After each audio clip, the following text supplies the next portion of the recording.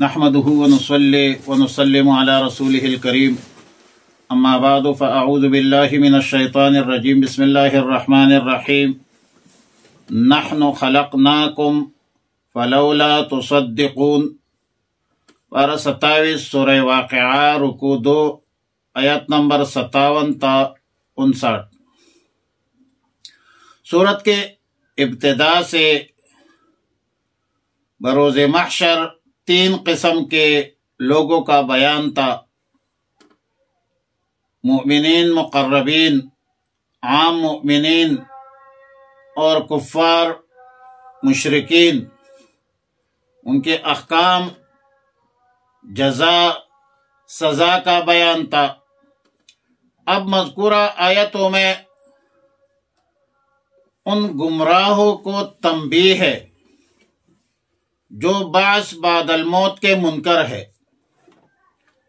دوبارہ زندہ ہونے کے قائل نہیں ہے، توحید کا انکار کرتے ہیں، بعث بعد الموت کا انکار کرتے ہیں، رسالت کا انکار کرتے ہیں اور کفر، شرک اور نفاق کا ارتکاب کرتے ہیں۔ آیت مذکورہ میں انسان کی غفلت، ضلالت، ضلالت، جہالت کا پردہ چاک کرنا مقصود ہے، اور اس کی توضیح کچھ یوں ہے کہ اس عالم کائنات میں جو کچھ موجود ہے یا جو کچھ وجود میں آیا ہے یا فیوچر میں آئندہ آنے والا ہے، ان سب کے تخلیق اور ان سب کی پیدائش کرنا، پھر ان کو باقی اور برقرار رکھنا، پھر انسان کو مختلف امور، کاموں پر حوالہ مفوض کرنا، ان کو کاموں پر لگا دینا، ڈیوٹیاں، فرض منصبی پر حوالہ ڈیوٹی لگا دینا، یہ سب در حقیقت اللہ کی قدرت اور حکمت کے کرشمے ہے۔ اگر اسباب کے پردے درمیان میں نہ ہو تو انسان ان سب چیزوں کے تخلیق بلا واسطہ اسباب کے مشاہدہ کرے تو ایمان لانے پر مجبور ہو جائے گا، مگر اللہ تعالی نے دنیا کو دار الامتحان بنایا ہے، لِنَبْلُوَكُمْ أَيُّكُمْ أَحْسَنُ عَمَلًا۔ اس لیے یہاں جو کچھ وجود میں آتا ہے، جو کچھ ظہور میں آتا ہے، وہ اسباب کے پردوں میں آتا ہے۔ اللہ تعالی نے اپنی قدرت کاملہ اور حکمت بالغہ سے ان اسباب اور مسببات میں ایک ایسا مستحکم رابطہ قائم کر دیا ہے کہ جہاں کہیں سبب موجود ہو تو مسبب ساتھ ساتھ خود بخود وجود میں آتا ہے،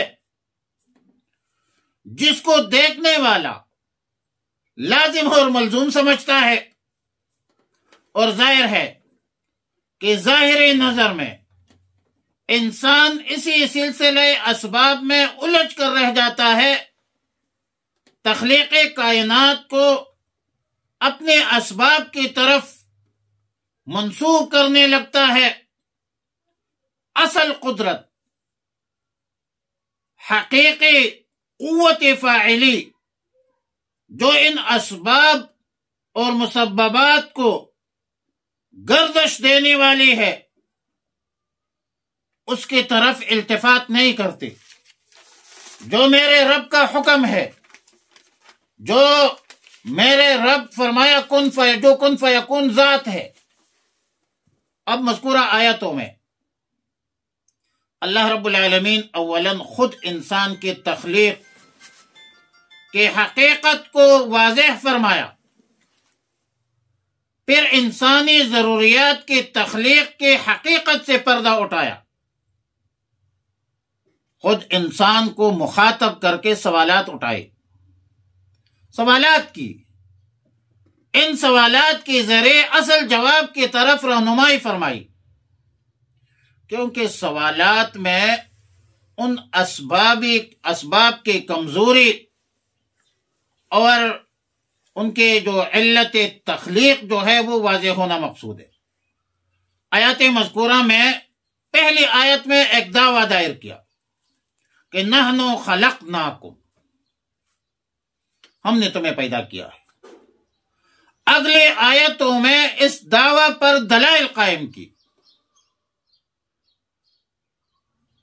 سب سے پہلے انسان کی تخلیق پر سوال اٹھایا، کیونکہ غافل انسان روزمرہ کا مشاہدہ کرتا ہے، اور مشاہدہ یہ ہے کہ انسان کی تخلیق مرد و عورت کے اختلاط سے ہو جاتا ہے، حمل قرار پاتا ہے، پھر رحم مادر میں بڑھتا رہتا ہے، تیار ہو جاتا ہے، 9 مہینے کے بعد ایک انسان مکمل شکل و صورت میں پیدا ہوتا ہے۔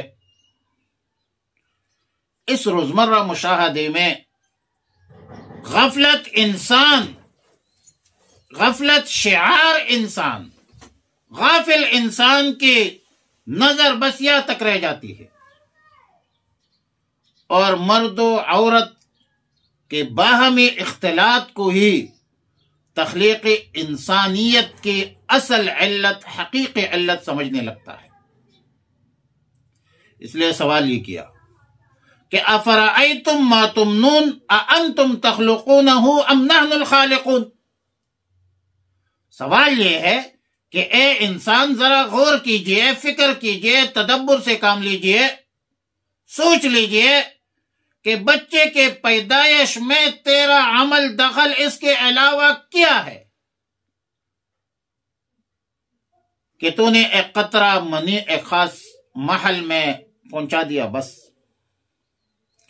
اس کے بعد جو مراحل ہے کہ اس نطفہ پر کیا کیا گزرے ہے، کیا کیا تغیرات آئے ہیں، کس طرح اس میں ہڈیاں، گوشت پوست پیدا ہوئے ہیں، کس طرح عالم اصغر میں اس کے وجود کو کیسے کیسے مشینوں نے، نازک مشینوں نے غذا پہنچائی ہے، خون بنائی ہے، روح انسانی کے حوالے سے یہ مشینیں کیسے کیسے استعمال ہوئی ہے، کوئی پتہ ہے؟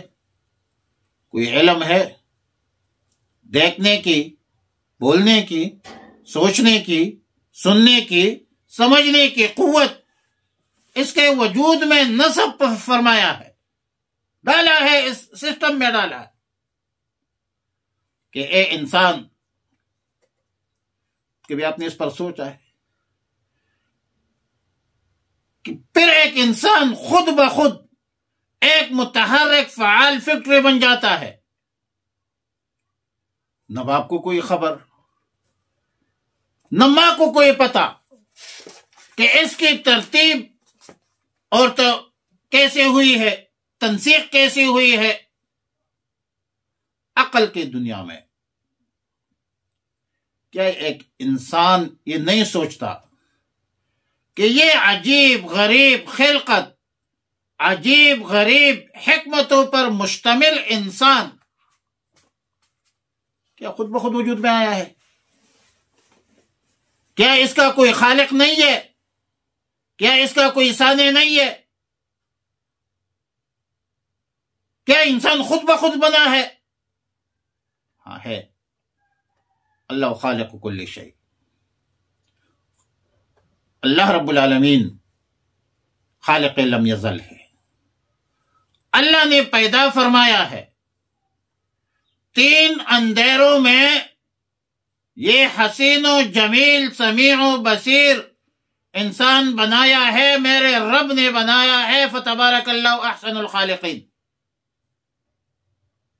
اللہ ہمارا خالق ہے، اللہ ہمارا مالک ہے، اللہ ہمارا رازق ہے، اللہ کی ذات و صفات میں کوئی شریک نہیں ہے، کوئی سہیم نہیں ہے، اللہ کے بغیر عبادت کا کوئی لائق نہیں ہے، اور اللہ کے احکامات اور رسول اللہ صلی اللہ علیہ وسلم کی تعلیمات میں پوری عالم انسانیت و جنات کی کامیابی ہے، کامرانی ہے، خوشحالی ہے۔ تو اسی لیے سوال اٹھایا، دعویٰ دائر کیا۔ دعویٰ یہ ہے کہ نحن خلقناکم، اے انسان ہم نے ہی تمہیں پیدا کیا ہے، نحن خلقناکم، ہم نے ہی پیدا کیا تمہیں، فلولا تصدقون، پھر تم کیوں تصدیق نہیں کرتے؟ افرأیتم ما تمنون، بھلا دیکھو تو ٹپکاتے ہو، جس نطفہ کو تم ٹپکاتے ہو، اانتم تخلقونہ، کیا تم اس کے تخلیق کرتے ہو؟ قطعا نہیں۔ ام نحن الخالقون، یا ہم ہی خالق ہے تمہارے۔ اور ظاہر ہے کہ اللہ رب العالمین ہمارا خالق ہے، مالک ہے، رازق ہے۔ اللہم ربنا تقبل منا